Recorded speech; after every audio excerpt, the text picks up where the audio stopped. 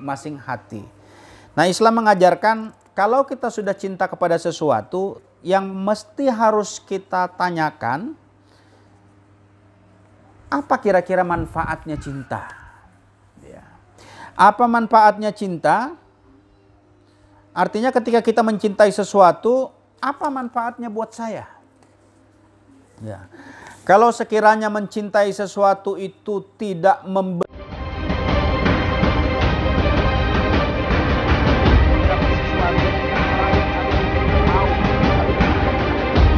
khalifah, yang penting kalian tunjukkan kinerja kalian di dalam melakukan.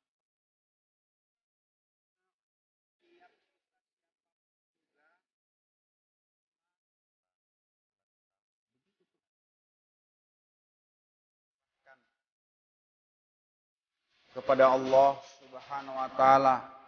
Bismillahirrahmanirrahim. Assalamualaikum warahmatullahi wabarakatuh. Waalaikumsalam warahmatullahi wabarakatuh. Alhamdulillah. Wassalatu wassalamu ala Rasulillah Sayyidina wa maulana Muhammad ibni Abdillah wa la hawla wa la quwata illa billah amma ba'd. Tuan rumah Mbak Rokini dan Mas Sis, ya. Terima kasih sudah memberikan waktu dan kesempatan pada hari ini untuk kita bermuajahah, bertemu bersama dalam rangka selawatan rutin, ya, selawatan rutin di Kampung Tanjung Prenget. Ibu-ibu majelis taklim yang dimuliakan Allah Subhanahu wa taala. Mudah-mudahan ibu-ibu lupa semua dengan saya. Lupa, Bu? Apalagi sekarang sudah jadi tetangga. Syukur alhamdulillah kalau ibu-ibu masih ingat saya. Saya kurang lebih 90 2000. Pokoknya lama lah ya. Lama sekali ya. Yang pasti Rokini masih SMA, SMP malah ya. Waktu itu saya hilir mudik ke sini dan jalanan tidak seenak ini, tidak sebagus ini. Kalau kita mau masuk ke dalam ini harus gulung celana dulu ya, karena mata kaki pasti masuk lumpur ya. Jadi kalau yang baru-baru mungkin ya tidak sempat merasakan lah. Kalau saya sempat merasakan. Ya. Baik ibu-ibu majelis yang dirahmati Allah Subhanahu wa taala, alhamdulillah kita panjatkan puji syukur kehadirat Allah Subhanahu wa taala atas segala nikmat, rahmat, karunia serta hidayahnya, bahwa semua apa yang kita rasakan pada hari ini semuanya adalah pemberian Allah Subhanahu wa taala. Kita patut bersyukur dan mengucapkan alhamdulillahirabbil alamin. Salawat dan salam kepada Rasulullah mudah-mudahan selalu tercurahkan kepada junjungan kita Nabiullah Muhammad sallallahu alaihi wasallam, berkat perjuangannya, pengorbanannya sehingga Islam sampai kepada kita dan kita bisa mengenali dan mudah-mudahan berupaya untuk melaksanakan ajaran yang dibawa oleh beliau sehingga syafaat yang kita harapkan itu nanti diberikan oleh beliau ketika di yaumil akhir. Ibu-ibu majelis yang dirahmati Allah,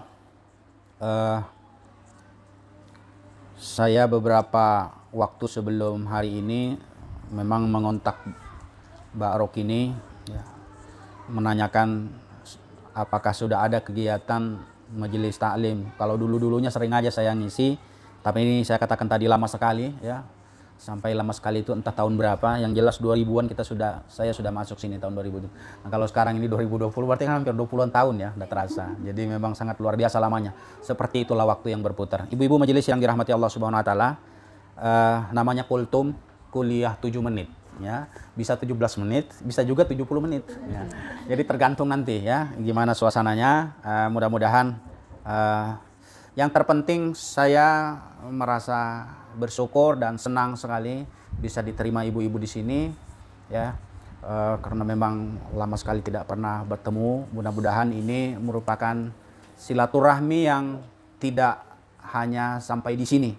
Mudah-mudahan pada giliran-giliran rumah-rumah yang lain pun ketika diinginkan atau mungkin ada waktu, insya Allah saya juga bisa berhadir. Syukur-syukur nanti kalau rumah yang di jalur 2 itu sudah jadi. Ya, ini belum jadi. Ya. Kalau sudah jadi, mudah-mudahan nanti ya setidaknya 1 minggu saya bisa di Tanjung Perengat. Baik ibu-ibu majelis yang dirahmati Allah, saya utak-atik judul apa sih yang akan saya sampaikan dalam pikiran saya di majelis ibu-ibu. Saya carikan judul tip ketika jatuh cinta. Tip ketika jatuh cinta. Jadi jangan bilang, oh kita udah tua ngapain pakai jatuh-jatuh cinta. Jangan. Ya. Cinta itu tidak mengenal umur, tidak mengenal batas usia. Ya. Namanya cinta itu harus tetap dirawat, tetap dipupuk, tetap dijaga. Banyak orang tidak bisa menjaga dan merawat cinta, akhirnya cintanya kandas dan tahu cintanya menjadi salah. Ibu-ibu majelis yang dirahmati Allah Subhanahu wa taala, yang namanya jatuh cinta itu pasti setiap kita merasakan. Ya. Siapapun dia. Karena manusia memang diberikan oleh Allah yang namanya rasa cinta. Cinta kepada wanita berarti kebalikannya. Ya. Kalau cinta kepada wanita berarti kebalikannya cinta kepada harta, ya. Cinta kepada harta, jabatan, atau kepada sesuatu apapun. Ya. Itu pasti. Kata Allah dalam Al-Quran, Zuyyina linnasi hubbus syahawati minan nisa wal banina wal qanatiri mukantarati minaz zahabi wal fiddati wal khayli musawwamati wal an'ami wal kharz. Dihiaskan kepada manusia kecintaan kepada apa-apa yang diingini, yaitu wanita-wanita, anak-anak, harta yang banyak dari jenis emas, perak, kuda pilihan, binatang-binatang ternak dan sawah ladang. Ali Imran ayat 14.